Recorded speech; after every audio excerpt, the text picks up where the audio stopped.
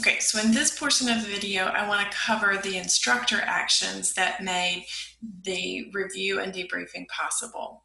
So I created a writing task, I created a review survey, and then in the video you just saw, I talked with students about the trends I could see in the writing that they'd done to inspire revision based on models and exemplar comments that each writer had received. So let me show you how that works on the instructor side. From my dashboard, you can see that I have a writing task and I have a review task.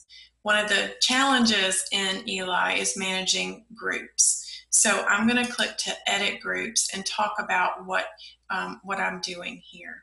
The red boxes indicate that I have a student who enrolled in the course, but who has not done the writing task that's connected to this review. So I'm sorry to out them, but these writers are now in a group where some people have done some work, but their delinquency or their status as a delinquent writer keeps the other two from finishing their review task. So Adam can't give Scott feedback on writing until Scott does his writing. So one of the things that I'm going to do is I'm going to move Scott to ungrouped. And now that will make that group green, and we're good to go.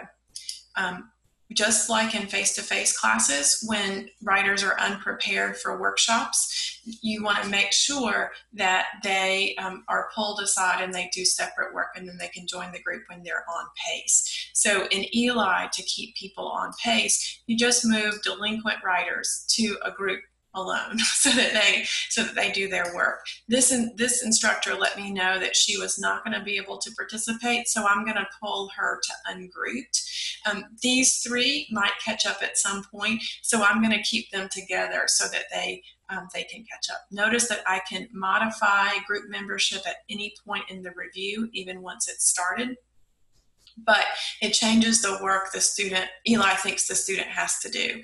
So if I pull Janet from this group where she's already started work and I put her in this group, Eli would think Janet needed to review these three people, and it wouldn't remember that she had done that work.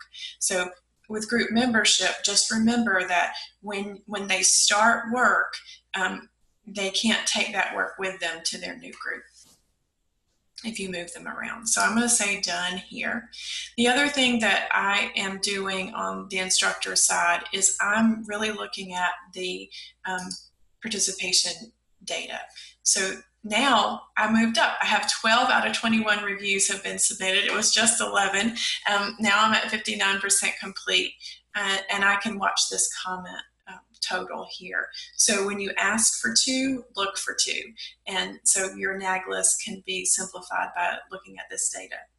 The other thing that's really important about Eli when you're teaching better commenting, and not all instructors want to teach better commenting with this system, but you can because you have this random selection of contextual comments. So like I mentioned in the earlier video, I can refresh the browser and get a new set of comments that have been exchanged, and I could pause the class and ask everybody to look up and let's talk about why this comment, while nice, is actually not going to lead to a revision.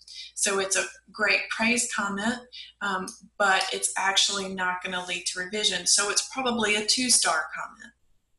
Still, people need praise. So you want to work with that in your class.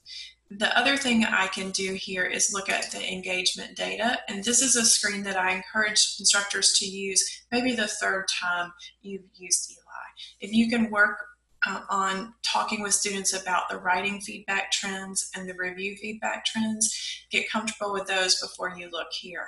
But I want to inspire you on that third day to look at this particular data feed.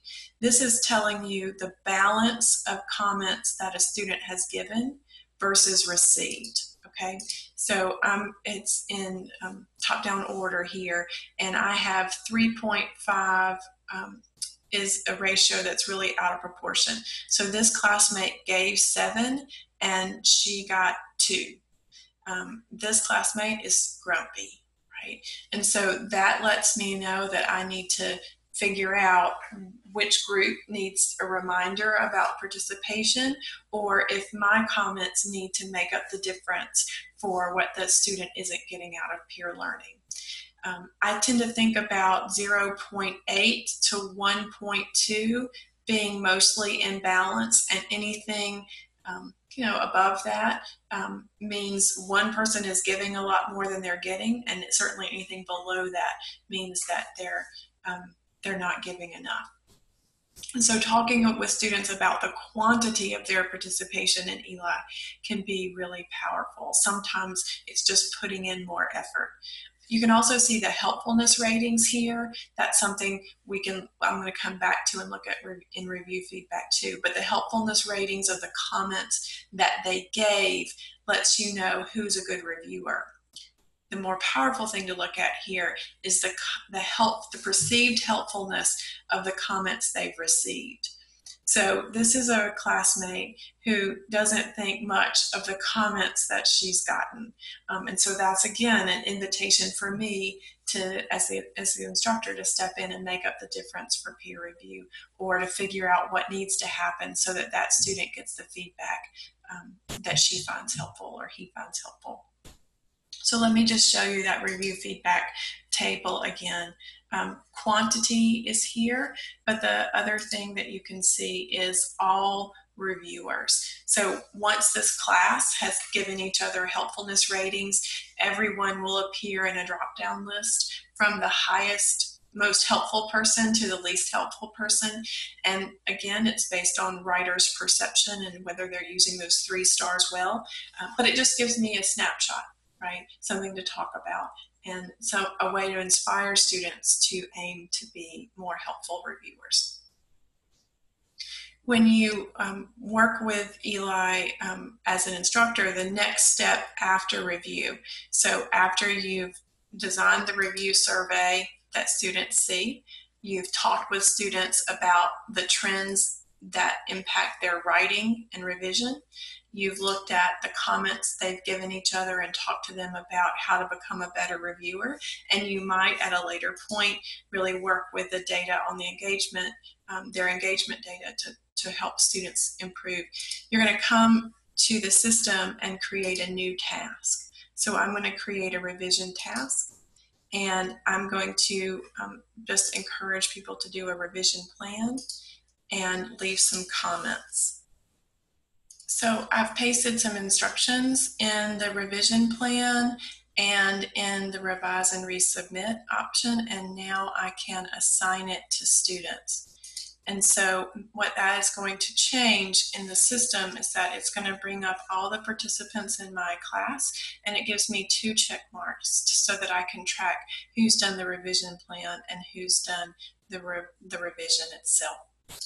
So from the dashboard, I can see how many people have done it, and this will update in real time.